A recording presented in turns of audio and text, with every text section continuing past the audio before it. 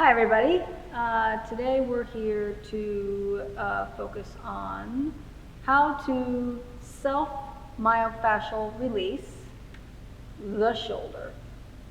So the shoulder complex. Let's see. So who would benefit from working on the shoulder?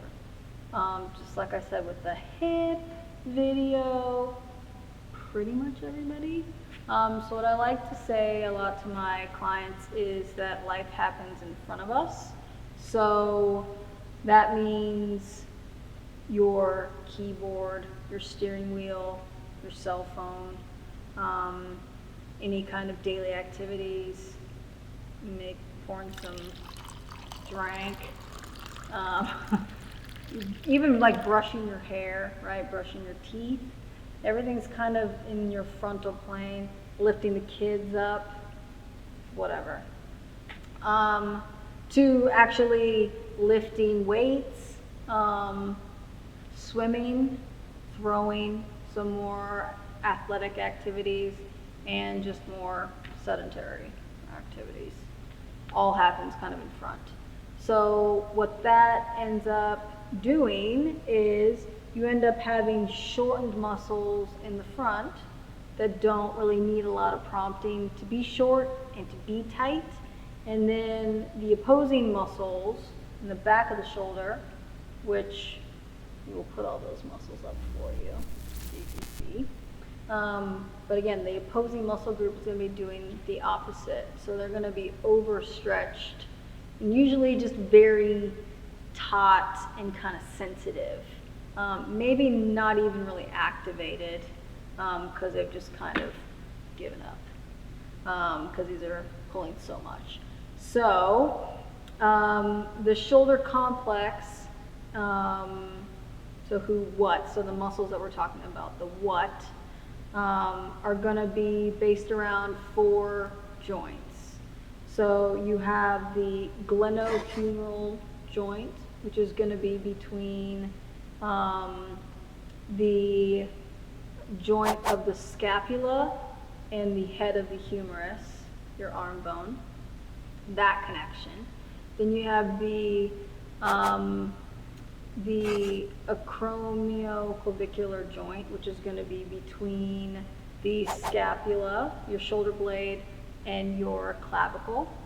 Then you have your sternoclavicular joint, which is going to be between your collarbone or your clavicle and your sternum, the chest plate. Then there's kind of a floating joint, which is between the scapula, the shoulder blade, and your thoracic wall, your rib cage, your back area.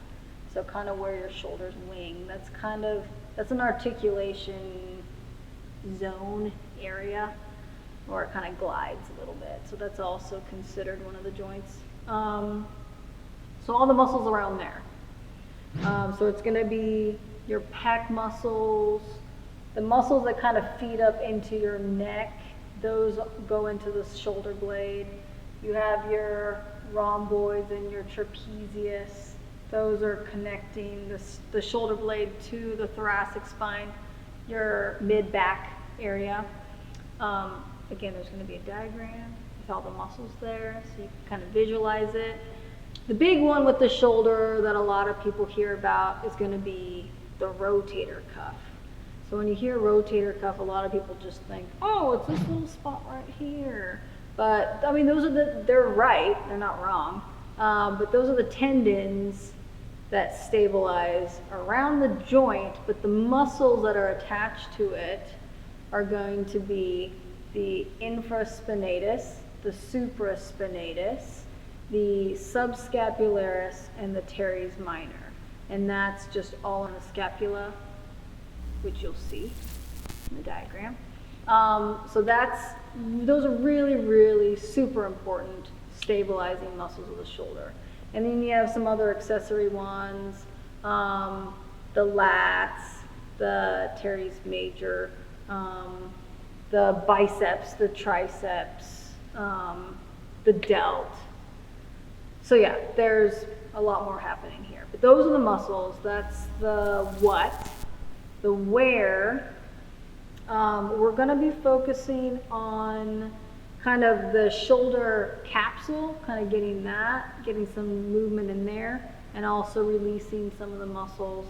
So a lot of the focus is going to be on lengthening the muscles in the front and releasing a lot of the muscles in the back. So that's kind of the where we're going to be focusing on. And again, just like when we're talking about for the hip complex, you want to know generally where the attachments are to the muscles, where it starts, where it ends, or the origin of the insertion. So you work the whole length of the muscle, because you can have restriction either in the muscle fibers, adhesions or muscle knots. You can have fascia binding and scar tissue buildup anywhere along the line of the muscle. So you want to focus on releasing all of it. Because kind of like how I mentioned in the hip video as well, where you are feeling the pain might not be where the pain is coming from. So feels like it's more of a riddle or a puzzle, but I mean sometimes it is, but just hit all of it just to be safe. Why not? So that's the who, what, where. When, this is probably going to be the same for any muscle that I talk about with myofascial release. Best with heat, I think. But you can kind of do that whenever.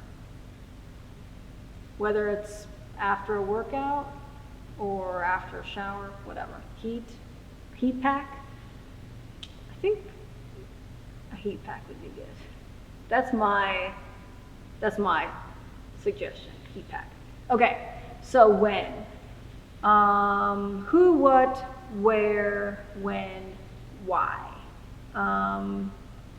So why?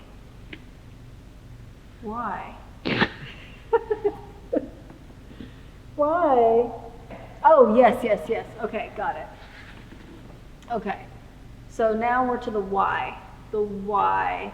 Why you would want to use any of these self-myofascial release techniques and tricks would be if you lift your hand up and you might feel like a sharp pain or a pinch. Don't want to scare anybody, but that could be like frozen shoulder kind of thing, or it could just be an impingement. An impingement is when like a joint, there's just something kind of stuck or limiting the movement of the joint. It's just pinched, okay? It's just like going up into a harder object. Like if you jam something in the hinge of a door, like it just won't open because something's stuck in there. So an impingement, sharp pain. If you feel weakness, so say like grip strength, or if normally you're able to just lift your milk carton and pour yourself a glass of milk or a bowl of cereal, but you know, eventually, maybe gradually, you feel like just doing that, you need to help it out. So if you're feeling weakness, or if you feel numbness or tingling in all the fingers, some of the fingers, maybe in the hand, maybe you feel some pain in your elbow when you're doing push-ups, or pain in the front when you're doing push-ups or tricep dips. So when you're doing physical activity, if you're feeling that pain, it could mean that something's pinched off, something's blocked, something's bound up, something's stuck, something needs to be released. So these are good for those, the why. Who, what, where, when, why. How. Okay, so now I'll show you how to release and stretch some of these areas. Moving this around, like I said, kind of off the bed or the couch is probably a good way to start. So then, the next one that I want to show is a foam roller one.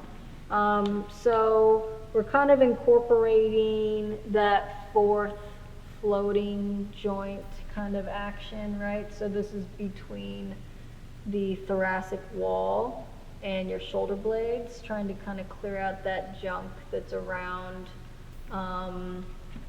underneath the traps and the rhomboids, but also kind of incorporating the whole complex too. So where you want to start is your foam roller actually parallel to your spine.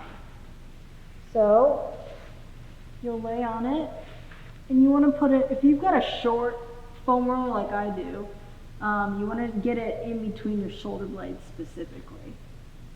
My head kind of feels like it's falling down, but from here, again, you can just let the gravity hang a little bit, and then the first thing you want to do is lift your arms straight up, and then you just want to protract and retract, where you want to lift your shoulder blades forward or up and then bring them down.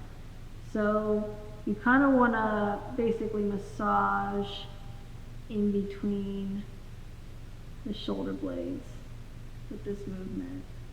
So I can feel kind of the junkiness in between the shoulder blades, and I'm kind of working that out. So then from here, you can go, I'm kind of hitting the couch here, but go out to the side. You can feel that stretch in the pecs, in the front of the shoulders. And then from here, you can go back, and the first couple passes, just kind of go where you get a little bit in line with your ears. Don't take it too far. Just feel it out and keep going further. If you can go all the way back, you can. And then from here you can do circles. So I like these. These are, I call them snow angels because they kind of look like that. So you can go up and down. So you might feel and kind of hear some crunchiness, a little bit of grinding. As long as it doesn't hurt, it's actually really good for that stuff to loosen up and move around. So then from here, you can kind of give yourself a hug, and then you can roll, and you might want to open up your legs a little bit for more of a base.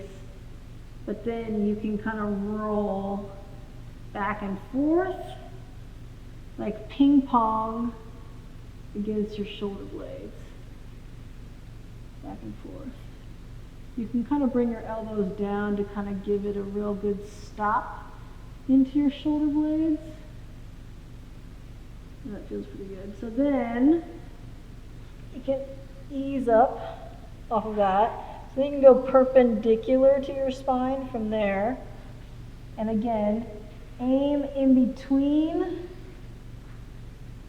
the shoulder blades here to support your neck. And then here, so you're in between your shoulder blades, you'll go back, so you're going to extend your spine and then flex your spine. So you're focusing on getting movement in your thoracic spine that connects into the muscles that connect into the scapula. And then supporting your neck too, you can just now roll into all of that, wherever feels good. So that is foam rolling kind of in between the shoulder blades and up and down the spine a little bit more. So that's a good foam rolling technique there. Another one that I like to do is going now to the side here and hitting the latissimus dorsi, maybe a little bit into your infraspinatus too, serratus anterior, these muscles kind of out here. So you can get on the side. Now you can keep a lot of weight on your elbow or a lot of weight on your hip, and you can really not put that much weight on here if it's really tender, but you can kind of lift off your hip and be putting quite a bit of weight up here and roll that out. That's pretty good. So there's that one, that's good.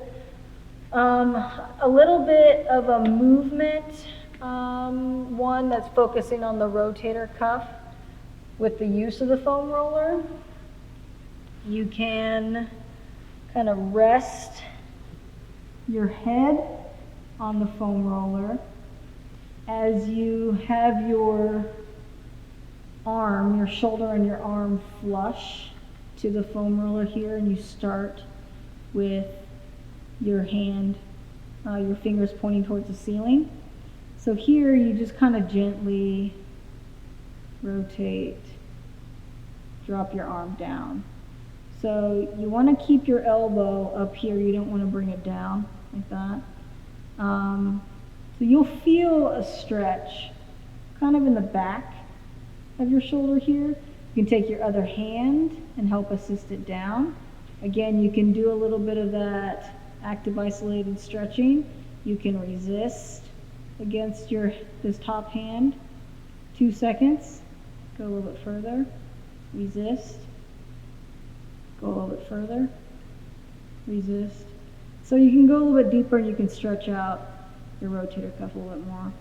And then, while you're here, you can just roll your neck a little bit. Again, your neck, right, your upper traps, your levator scapulae, that all connects into your shoulder blade as well. So, this feels good, but this also actually helps too, rolling up here. You can do this with a ball stuff later too, but we'll show you that. So that one's good with foam roller stuff. So then, next we're going to move on to the ball.